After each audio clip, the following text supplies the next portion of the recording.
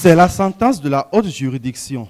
La requête de Martine de Souza, épouse Attillon, est irrecevable. Elle a formé un recours en inconstitutionnalité de la classification de la candidature de Armand Godonou-Onsou, monteur à l'ORTB, au poste de conseiller à la RAC.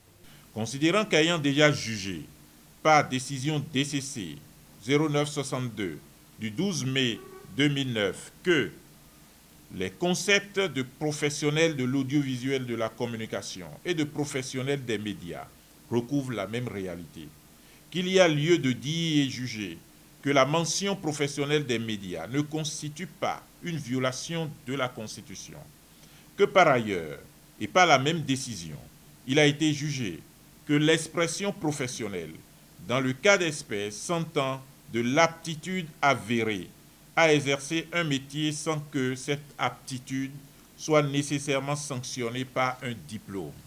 Qu'il s'ensuit que tout professionnel de médias, diplômé ou non, est habilité à participer à la désignation de ses pairs à la haute autorité de l'audiovisuel et de la communication. Considérant qu'en l'état où l'espèce n'apporte aucun élément nouveau au terme du débat, il y a lieu de dire que le recours est irrecevable pour chose jugée. En conséquence, dit que le recours est irrecevable. En ce qui concerne 4 autres requêtes relatives aussi aux candidatures au poste de conseiller à la RAC et tendant aux mêmes fins, la Cour constitutionnelle a estimé qu'il y a lieu de les joindre pour y être statué par une seule et même décision.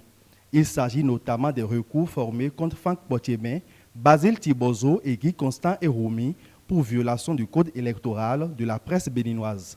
Article 1er dit que la requête de M. Médis Agbeunko est recevable.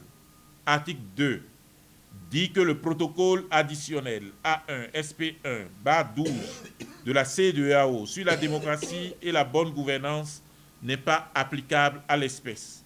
Article 3 dit que l'article 13 du Code électoral de la presse est contraire aux articles 15 et 16 de la loi organique sur la haute autorité de l'audiovisuel et de la communication. Article 4 dit que les articles 98 et 99 du Code électoral de la presse sont contraires à l'article 98 de la Constitution. Article 5 dit que les articles 13, 98 et 99 du Code électoral de la presse sont séparés de l'ensemble du texte. Article 6 dit que la modification du Code électoral de la presse par l'Assemblée spéciale n'est pas contraire à la Constitution. Voilà qui vient désormais situer les professionnels des médias par rapport au scrutin du 15 juin prochain.